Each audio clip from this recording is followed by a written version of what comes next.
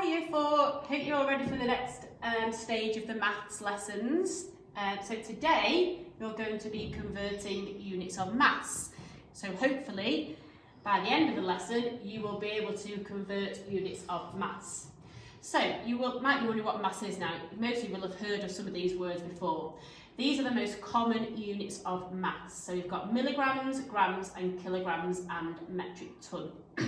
So 1,000 milligrams equal 1 gram, 1,000 grams equals 1 kilogram, and 1,000 kilograms equals 1 metric ton. Now, do you notice a pattern in any of those three there? What pattern do you notice?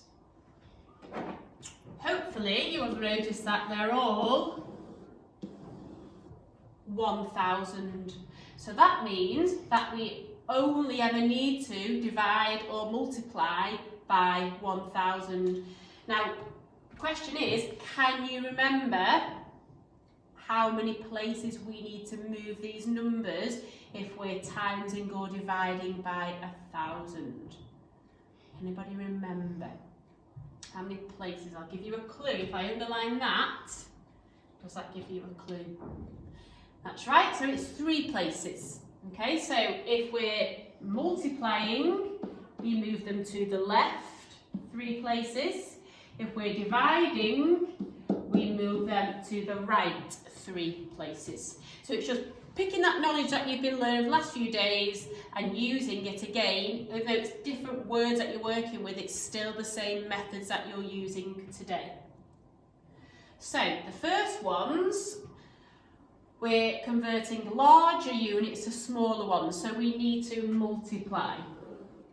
Okay, so multiplying by 1,000, the digits move 3 places to the left.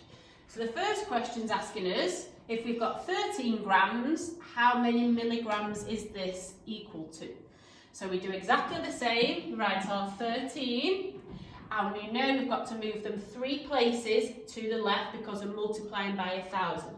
So my 1 jumps 1, 2, 3 places. My 3 jumps 1, 2, 3 places. Do I leave it like that? 13?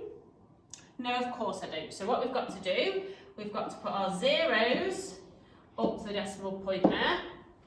And that then is our new number. So 13 grams is equal to 13,000 milligrams.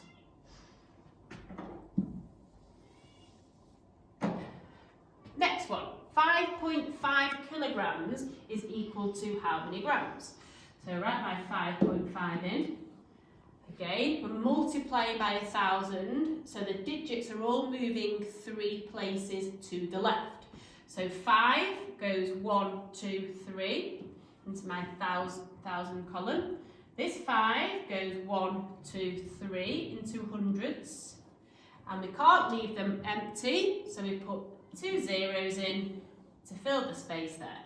So 5.5 kilograms is equal to 5,500 grams. Okay, so just like we've been doing over the other few days.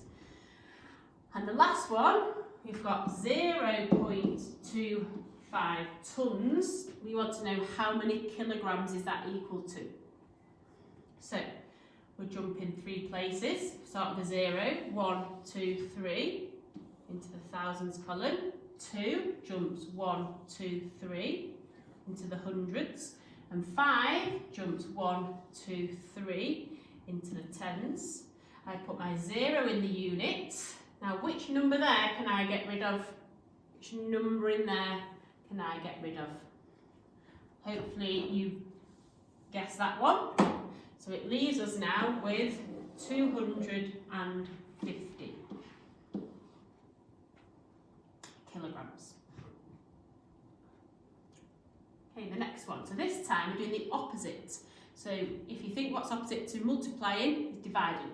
So it's still exactly the same, still moving 3 places, we're just going in the opposite direction. So we're converting smaller units to larger ones. So 300 milligrams is equal to how many grams? We've got to divide by 1,000, we're moving 3 places to the right. So first 0 goes 1, 2, 3. The second 0, 1, 2, 3. And the 3, 1, 2, 3. I need to put my decimal point in, and I can put a 0 there. What numbers can I get rid of this time? Numbers can I get rid of this time? It's those two zeros, isn't it? So it would be 0.3. So 300 milligrams is equal to 0.3 grams. The next question says 54,270 grams is equal to how many kilograms? So we move them all 3 places. The 0 ends up in that one. 7 ends up in the hundredths. My 2 ends up there. Then I need my decimal point. Then my 4 goes to your units. And my 5 goes to my 10. So you can see the numbers are still in the same order. They just all shifted 3 places. Okay, we don't need the 0 on the end. So my new number would be 54.27. So 54,270 grams is equal to 54.27 kilograms. And we've got one more example. So we've got 250. 250 kilograms equals how many tons? So 3 places again. My 0 jumps down to my thousandths. My 5 goes to my hundredths. And my 2 goes to my tenths. And I can put that in. I can get rid of the 0. We know that now. So then the answer there is 0.25. 0.25. So what you've got to do today is you've got to read page 230 and complete exercise 19.5. You're converting large units to smaller ones, so you need to multiply by 1,000. Then you read page 231 and complete exercise 19.6, and here you're converting smaller units to larger ones, so you need to divide by 1,000, sorry. So just like the explanations we've just been doing. Okay, good luck.